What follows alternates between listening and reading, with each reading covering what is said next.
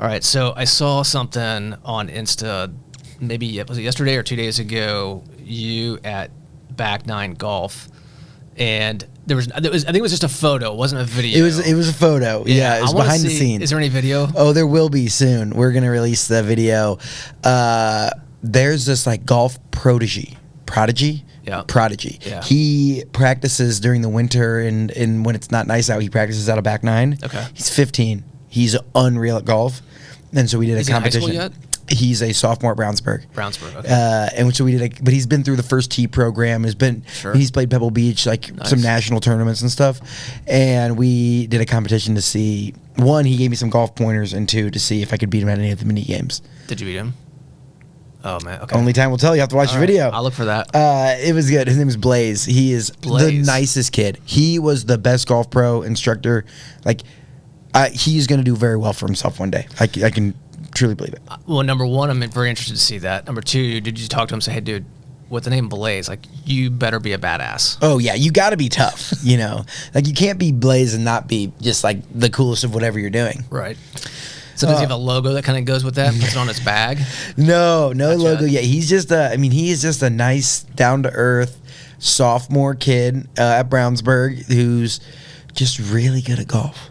And like really good at instructing, and he was talking about visualizing my shot, and I'm like, dude, you and I play golf very different ways, but more practice. Yeah, he was like, he had just the mentality. He's like, man, like I was like, I tried to put the pressure on him. No pressure. He's like, whatever, dude. I do this all the time. I've hit this shot 100 times.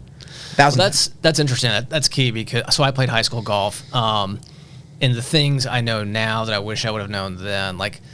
He's already ahead of himself in terms of the players today are way better than we were back then, but to have that mindset is key. I mean, back then we were like, oh, I can hit it farther than you. Like, at the end of the day, who gives a shit? It's what you put on the scorecard. Yeah, it doesn't matter how far you. It's like, and he was saying that it's like, dude, you got to be good. The smaller the club, the better you need to be, right? He's like, your putt, like your short game is what, like 150 wins. yards and in. Yeah, like that's what wins you tournaments. And For sure, like, dude. You sure it's not the driver? It's like, no, not at all. I love it, man. That's good stuff. Well, I look forward to seeing the swing on video. It's rough. Well, we'll work on it. We'll work on it.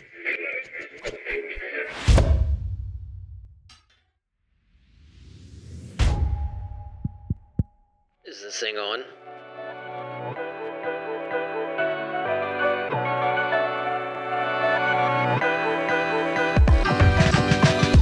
Guys, welcome back to another episode of the Summits Podcast. Thank you all for joining us from wherever you get your podcasts, or if you're tuning in on the Heroes Foundation YouTube channel, thank you for tuning in. By the way, if you're there and if you haven't hit the subscribe button, please do so. Also, click that little notification bell icon so you can be alerted when new episodes like this one drop. We would greatly appreciate it. All right, special guest today, Mr. Nate Spangle from Get Indiana. Nate, welcome to the Summits Podcast. Man, thank you for having me. I'm really pumped for this one. So we've talked about the golf swing. We'll put that to the side because we'll probably revisit that once the video comes out, and then we'll go from there. Why don't you do us a favor and introduce yourself to our listeners and viewers? Yeah, I'm Nate Spangle. I'm the founder of Get Indiana. I put out a bunch of content all uplifting the state of Indiana and fun Hoosier stories everywhere. I've been in Indianapolis now for, I think this makes it 6 years. Okay. I think I've been here for 6 years now. I'm also the head wrestling coach at Chatard. I've been out on my own running the company for, it'll be a year in June. So in the early stages of entrepreneurship and figuring it all out, but we're having a good time. From a small town in northern Indiana, Bourbon. I went to a proud alumni of DePaul University. And then I was also a member of the Orr Fellowship program right when I graduated. So I've been luckily plugged into a lot of really fun and unique circles here in Indianapolis. Yeah. So on that note, we've had prior conversations talking about some of the jobs you had before you decided to go on your own, and some of the connections you've made, and then in Indy, how that all relates back to Kevin Bacon at some point, right? Yes. But about 2 removed, not 7. Yeah, I think I'm like 2.5, maybe 3 at the max from Kevin Bacon. But yeah, right there. Maybe Kevin will join us on the golf course sometime. Man, I mean, we could do that. Yeah. I don't know, until he sees my swing. Like, I'm not pulling any high-profile guests with the golf swing. Let's just be honest. That's all right. Something to build on. But I'm a good time, though. Right. we touched on this a while back, but what for listeners and viewers of this podcast, what I guess what drove you to decide, hey, I want to do something on my own and kind of make that leap? Oh man, I have been a lifelong builder, I would say. Like, I am driven largely by impact. So like, the bigger the company, the less happy I'm gonna be. Like, I want to know that every day when I wake up, the work that I'm doing is meaningful, and it's nice to be impactful. Like, I just get a lot of personal satisfaction from that. And so I always knew I was gonna go do something, whether it was startup, small business, or on my own. Like, I knew that was like the North Star to get to. And then as the content business started taking off and there was a real appetite across the state of Indiana, I was like, man, I'm never going to be any younger. Recently, just Monday was my 28th birthday. Happy birthday. So I was like, I'm never going to be any younger. I'm never going to have less responsibility than I do now. You might as well go chart the course of entrepreneurship now, because it's only going to get harder as more people, rely and depend on you. So I remember when I was 28, a long time ago. It's a good time. I'd say I keep thinking like, oh man, like I have not hit the peak yet. I'm still cresting. Well, and it's as better I all the say, time. you'll never be younger than today. Is that right? Yeah, something like that. Right. Exactly. Yeah. So I'm it's been a fun ride, coming up on a year of like being an entrepreneur, and I have my first full-time hire starting in June. Awesome. A video editor, producer, like the whole thing. Like, I'm pumped. Like, things are going well. I haven't had to look for a job. I haven't had to update my resume since college. Right. So like, hopefully That's I huge. never need a resume ever again. That's the plan. So you're at the 1 year mark and you're looking back and reflecting on that first year. What would you say what's your overall assessment of that first year, and what would you say has gone really right, and some things like, yeah, I'm definitely not going to do that again? Oh man.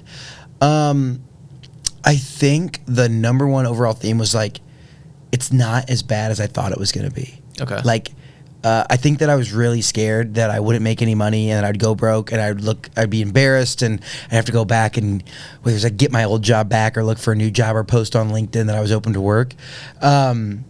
And it's like, I haven't, not only like that was like the worst case, and I like envisioned it to be so much worse. So like, I probably could have done it years ago, like just like gone and taken the leap and figured it out. But I was terrified. Yeah. So the number one thing was like, it was not as bad as I thought it was going to be. So that's a plus. Right. And I love the fact that no matter like how hard I work is how well I'm rewarded. Yep. And it's like, that's kind of like a sales mentality, but it's like 100% of the choices, 100% of the upside, all the things. Like, if I want to work for 24 hours straight and lock myself in a room and do it, like, I can do it, and I will reap the benefits of it. I will also, have the suffering of like, sleeping for 12 hours straight. But I love it. Like, I love the fact that there's like a little bit of healthy pressure. On the flip side of that, I don't have a co-founder. I have some part-time employees, and my first full-time hire starting in June. Like, the buck stops with me. And I like, largely in my life, especially professional life, I've always had sounding boards. And like, the decision, someone may have like deferred to me, but it wasn't ultimately like I had to make the decision. Like, if I didn't know the right answer, I could ask for someone's feedback, and they would say, I think you should do this. And I'd be cool, I want to do that. But now, because it is such a new, unique, like young industry, like social media, newsletters, podcasting, there's not a ton of Indiana-based like people that have been doing that for many, many years. Okay. Like, there's a few of the like bigger brands, but they're still like modern. Like, we're all still like learning the Instagram algorithm and TikTok together, like there's not that many experts. And anyone who says that they're like, oh, I have 20 years of experience with TikTok, like, that's impossible. Even if they've been around that long, it's changed so much and changes so rapidly. And it's like, next week it could be different. Right. And the only way to like, you have to be like in the ecosystem to learn it. Right. So like the hard part and like the growth that has come from the last year, obviously, in like filing taxes and learning about payroll and stuff like that, like figuring that part out, it's like, it's all figure outable. I think that they're like, I was so worried about like, oh my gosh, I'm not gonna have health insurance, and it's like, no, there's a marketplace, you can buy your like, It's not that hard. It's all figure outable, but it's a lot of stuff that you have to figure out that isn't like, there was a decent amount of stuff to figure out that wasn't Indiana content media, like the core of the business. And now that I'm kind of getting that part like handled, accounting, that kind of stuff. Right. It's like it's fun to focus more on the business and work there. But it is, I mean, the buck stops here. You have to make decisions. You have to like go all into whatever it is, and like this is what we're gonna do, and be wrong. And it's like, cool, I'm fine being wrong because I'm gonna learn from it and fix it and be right the next time. Right. Yeah. Fear is a great motivator. And that old saying, if you learn more out of your failures than you do your successes. And oh my gosh. And it's like, and not having the ego, like I'm cool. Like I literally, we just talked about this golf video that's coming out, like on the internet in front of my 50-something thousand followers. They're going to see me get like look like a total idiot. Yeah. Where this kid like can smoke the ball way farther than me, and I look like a moron. But it's like, I'm fine. Like that's my shtick. Like I can't be good at everything, but I'm willing to try anything. Yeah, that's well said. Well said. Well, on that note, speaking of willing to try anything, new title for you, Honorary Chair of the Heroes Foundation's Fit for Heroes 2025 campaign powered by American Health and Wellness. Two things. Number one, thank you for doing that. Number two, what motivated you to do that, without getting into your cancer story, which we will in a minute, but I guess what it is about this role and this event and campaign that enticed you? Well, one, the impact of cancer on Hoosiers, on Americans is great. And I'm not a research scientist, right? So it's like I just have a calling. It's like I've been blessed with a lot of talents, and time being one of those at the moment too. Like I have time, and being able to use these resources that I've been given to impact a great mission. Like I'm really driven by that piece, and I feel like God has called me a little bit to, like, I always say, it's like you're giving me all these like really cool experiences and these resources and these things. Like make sure you continue to lead me on what's gonna continue to make my family proud, and just be a good steward of all the blessings that I've been given. And on the other side, it's like in the fitness, it's like it kind of fits right in. Like I live a pretty active lifestyle, or try to. It's never as good as you want it to be, but like I preach to all the high school wrestlers too. Like I never asked them to do something that I wouldn't do myself. Like I'll still cut weight sometimes with them just to show that I can still do it. Not as much as I used to be. I'm a little bit older, but like I don't ever want to be the like old grumpy chubby coach in the corner that's like barking at them like they need to skip dinner, and it's like I haven't missed a meal in 20 years, Right, yeah. So like I did a 72-hour fast this year. Really? I think Dana White did it. Is it like straight or maybe just water only? Water, black coffee. Okay. 72 hours. So it was like a Sunday night. I ate a huge dinner Sunday, and then I didn't eat until dinner on Wednesday. And I was really dialed on day 2, and then going to bed Tuesday night and waking up Wednesday morning. Wednesday was a insane day. But like, just doing stuff like that, whatever. So fitness. A little fasting, but like within the day, not even beyond 24 hours. It is it's a heck of a feeling to go to bed hungry. Like in a lot of Americans specifically, like never. Well, one, there's a lot of Americans that do go to bed and wake up and go to school and do all these things hungry. Like, like food insecurity is a thing. On the other side, like I would say most people in our individual circles and networks like never miss a meal. Right. Or if they do, it's on accident because they're busy or something. And it's like, no, try to go to bed hungry. It's an interesting, but once you make it through the first night, then it's not too bad. Then it's terrible. So all that, I don't know how we got on fasting. Would you say, well, let's stay on it for one more minute. What would you say, it was more mental than physical, or was there some physical aspects to it as well? So the way I did it was over the course of like 3 weeks, I did like a 24-hour fast. So I got used to, and I like already don't usually eat until like mid-afternoon. Like I'm probably like a 1.5 meals a day type person. Sometimes I'll just do one a day. So like I already have like, cause I just feel like I'm super sharp. And if I eat a big lunch, I'm like not there. Yeah. So I did like 24, and then I did like a 36, and I was like, all right, let's do 72. So the physical piece wasn't too bad cause I was like used to it. And then the mental piece was just staying busy. Like the less that I like thought about food, and the more I was like doing stuff and bouncing from place to place, I didn't even care. Yeah. And it's like then by lunch Wednesday, I was fully like primal. Like all I could think about was food and how good like the taco I was gonna have that evening was gonna taste or whatever. Like that was the period where it was terrible, from like 12 until 8 p.m. on the Wednesday. So that would have been like hours 66 through 72. All you think about was food. I was just like, where's my next meal coming from? Like, it was wild. So what was the end result? I ended up losing 12 pounds in 3 days. Wow. And I cycled a lot of water through. And so the thing is, I mean, again, I'm not a scientist and I have no idea about this, but they say that when you do that, your body starts to like attack its weakest cells, and then like you flush all that out, and your weakest cells are where like most, I don't like where bad things can happen. Basically, I listened to one podcast, so like don't quote me on that. I don't know the science behind it, but I was like, I'll try anything once, and it seemed hard. And it's like, I love doing the things that like challenge you. So I did like, whether it's fasting or running ultra marathons or doing a full Ironman. Like I was like, we're doing rim to rim to rim at the Grand Canyon in October. Really? So you go 24 across and 24 back.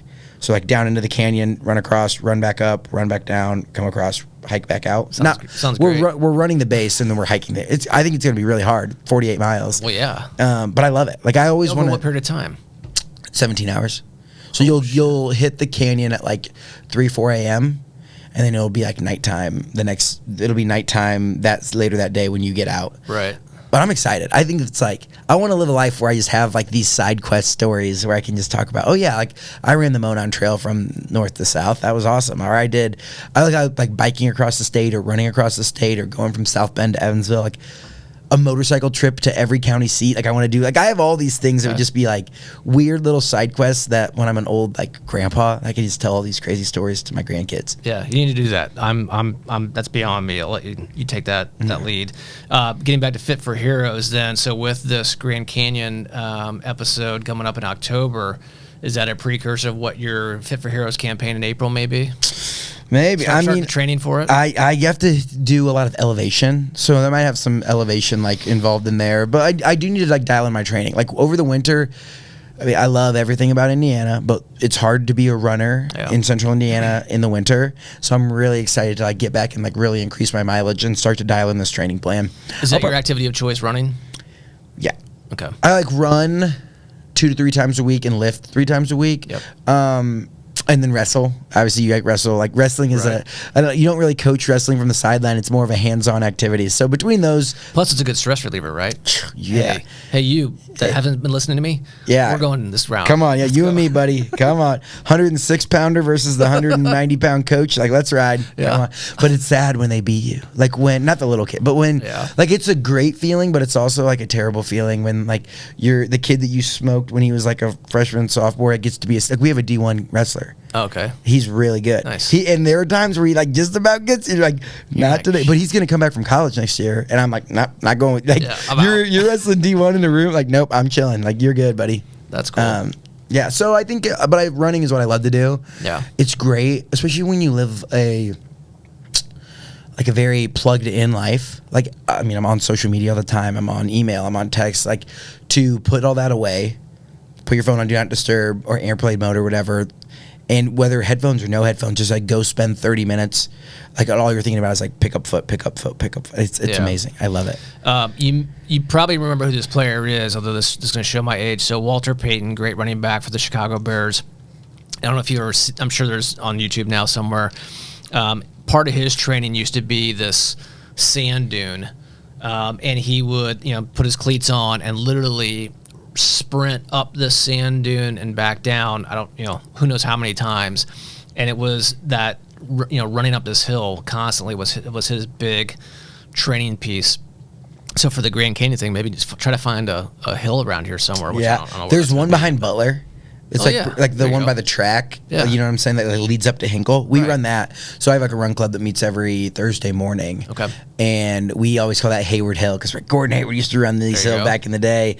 They're probably not, the Butler boys probably aren't running it much these days because they need a little bit of work. Yeah. Maybe they should come out to Track Thursday on Thursday mornings and get some work in with us. But yeah, we run that hill. So, but I only have to do it like 100,000 times to be the equivalent of the Grand Canyon or whatever. It's just 100,000. Yeah, just 100, whatever. Well, cool. Nate, you know the basis of this podcast and what the Heroes Foundation is all about. What is your cancer story? Oh, man. It starts when I was in middle school-ish. My mom, Susan, was diagnosed with breast cancer maybe when I was like a freshman in high school, like right around that time. I live in a small town, 1,200 people, and word travels fast in a small town. And I remember like not really understanding, like no one I had, like I didn't really like when you're an 8th grader, you don't understand the severity maybe. So like she was going to doctor's appointments and she had some ongoing health problems, like kidney transplant, some heart stuff. Like being around hospitals wasn't a unique or taboo. Like she was always in and out of hospitals, but like it was never anything serious. And like I was never like, oh my gosh, my mom is sick. It was just like, oh, that's just mom. And she got breast cancer, and our community kind of like, I remember there being maybe sophomore year, they like did a collection at one of the football games, and I was like, oh, like, and everyone wore pink for my mom and stuff, and I was like, wow, this is kind of like a big deal. But you know, you're a high school kid and you're so concerned with who you are and all your stuff or whatever. And she ended up going through treatment and rang the bell, you know, all that good stuff. I graduated from high school and I left for DePaul and was kind of doing my own thing, you know, nothing really happened with mom. And I remember fall of my sophomore year,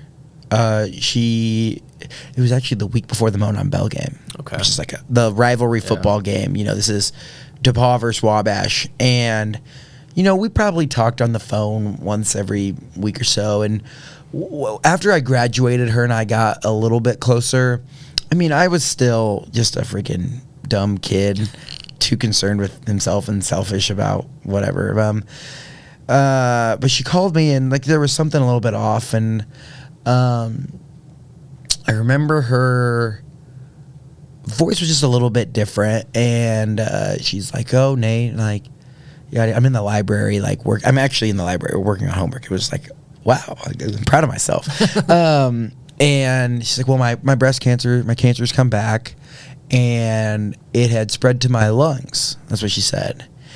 And I could just hear in her voice, like she was like, "Don't worry, like we're gonna beat this, yada." But like you could just kind of hear that she was scared. Yeah.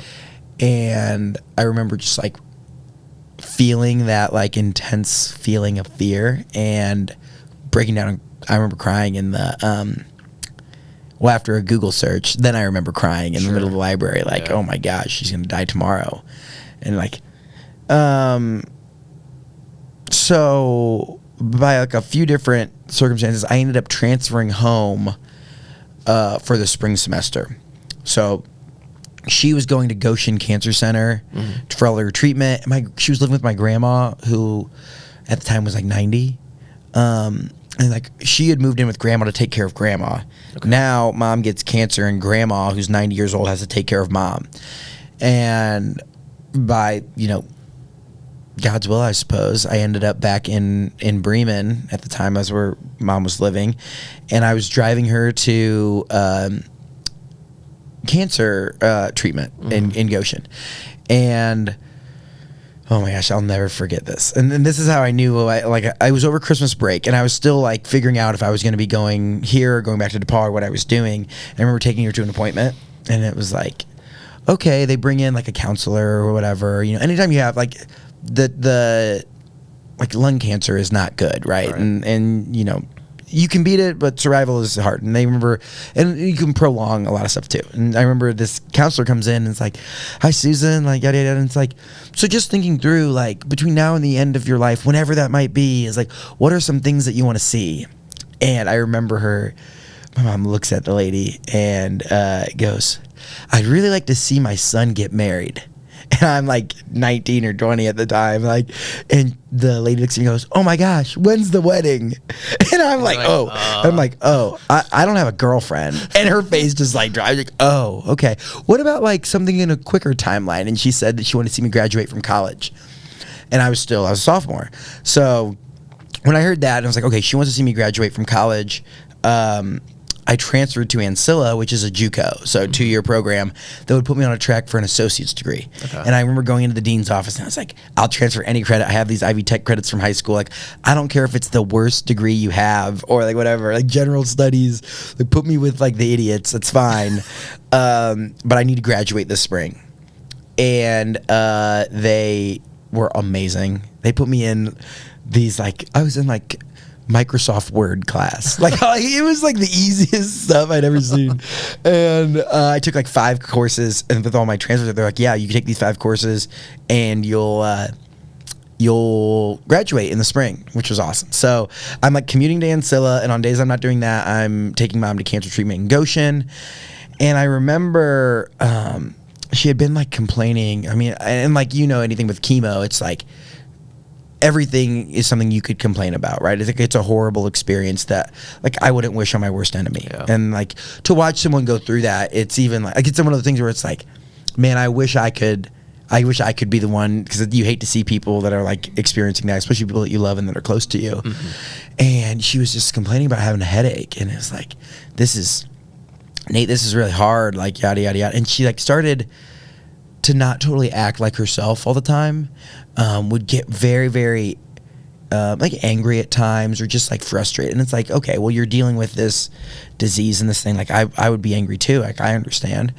And there was one day, it was just like she was in a tough spot, and I rushed her to the emergency room, and it was just me and my mom was like writhing in pain in the hospital bed. And this like lovely, doctor, she's a younger lady. I don't even remember her name, but I remember her. She's like, hey, could you come out into the hallway with me?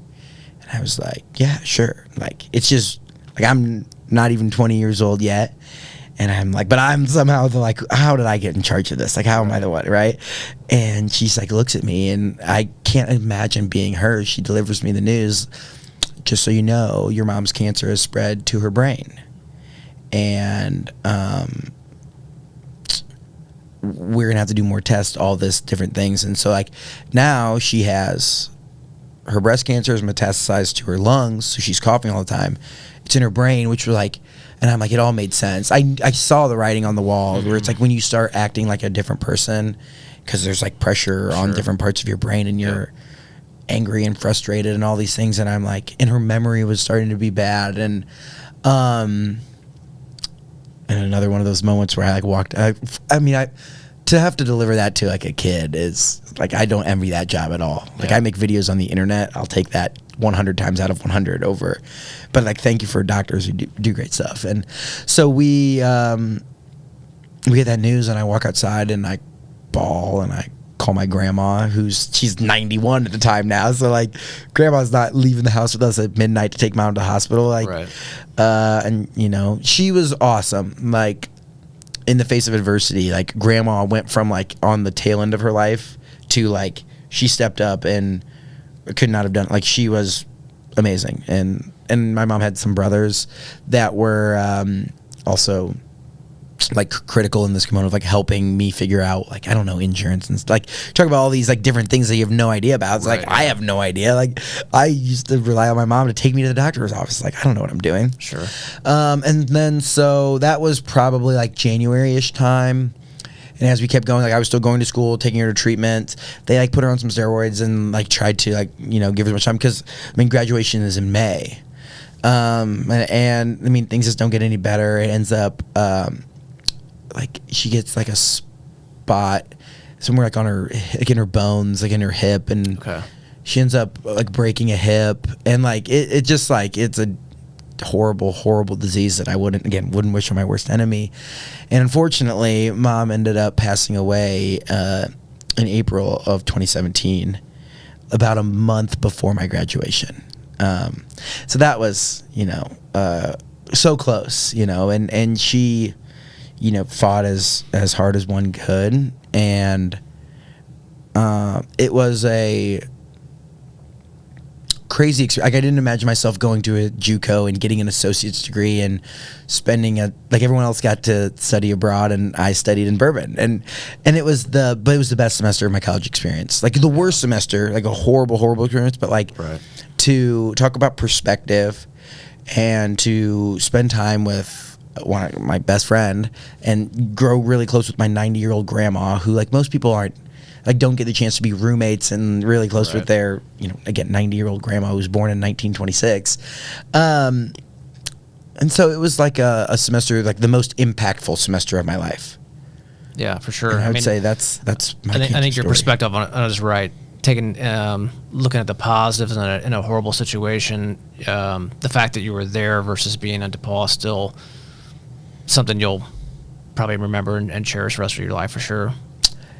Yeah. And it's just funny how the plan works out and how I ended up back there and it was a brutal experience, but also like during that I would not be I wouldn't say I was a bad person, but I was very focused on me and my, like, I wanted to get my internship and like, you know, get my job and, you know, make money and do Nate's things. And I was very self-centered, I would say, before 2017. And then it's like you see this and you're like, man, like taking a test or whatever, like it doesn't even matter, you know, like you see someone like battling for legitimately their life and people rallying around me and people rallying around my mom and people sacrificing a ton of time, like these doctors. And it's like, man, I am now like in a position, like I'm called to go out there and like serve others way more.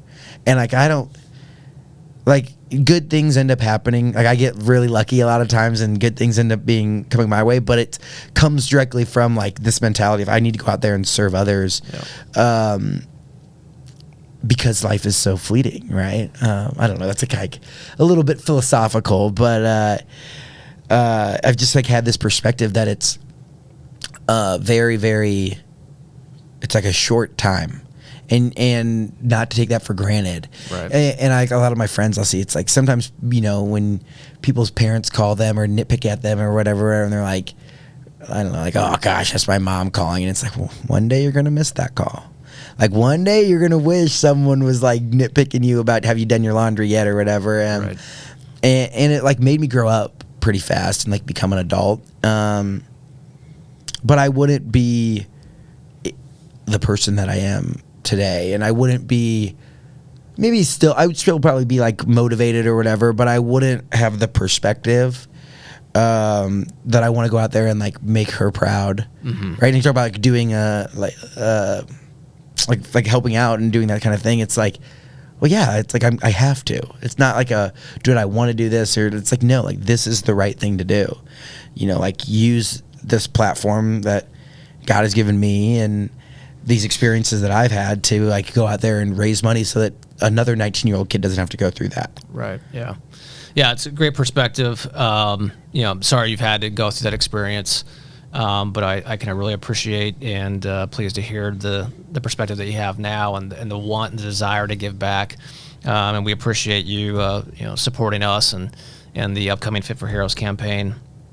Anything that you would want to share with someone, maybe, you know, another 17 to 25-year-old who may be in a similar situation? Is there anything that you might want to share with them?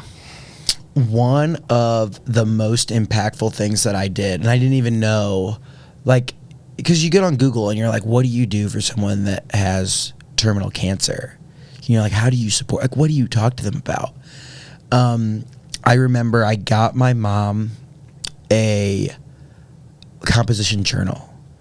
And I was like, just write about, like, and in my head, I was like, this is going to be like your memoir, you know, like, write down your life story. And, well, the thing is that it was very unstructured. Like, I handed her a blank notebook and said, write your life story. It's like if someone just told you to share your life story, like, where do you even start? Right. And my mom wasn't college educated, so like writing and journaling, and not that you have to be college educated to do that, but like that, like nowadays I feel like you hear about people that journal, you know, like the Harvard Business Review says you should journal 15 minutes a day or whatever. And it's like that wasn't like a part of our lifestyle.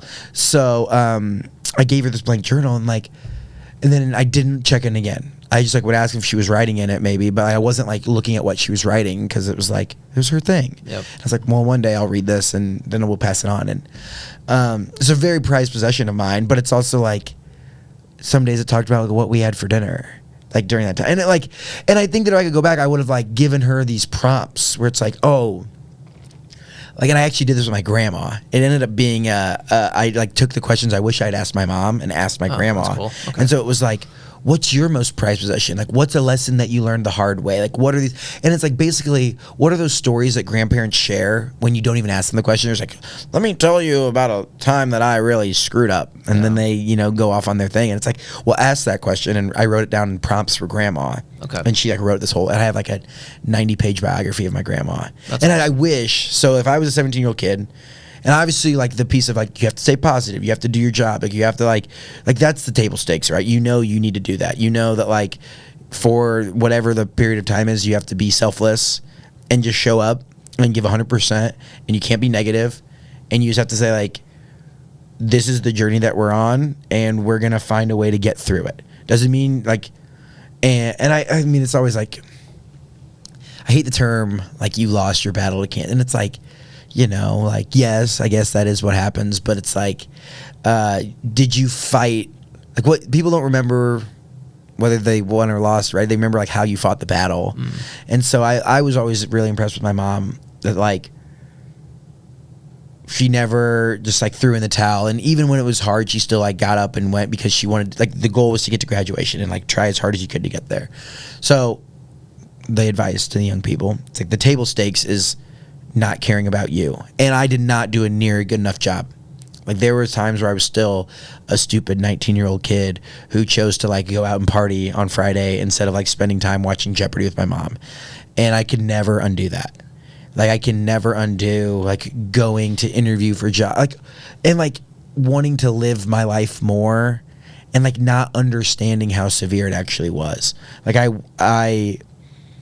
it's like hindsight's 20/20. Now I can speak from this of, like, I wish I would have been better because, like, she didn't choose for that to happen to her. Right. And, like, I don't know if I was always as understanding or patient or calm as I should have been. And, like, because I just didn't understand either. Like, there's a little bit of, like, youth and selfishness. And then like, you come to the end and you realize, oh, I was, like, a huge dick. Like, I could have been way better. So that's, like, that piece. But then this thing that I ended up doing with grandma, and I got, like, the second, like, so grandma was 90. She lived to be 98. Okay.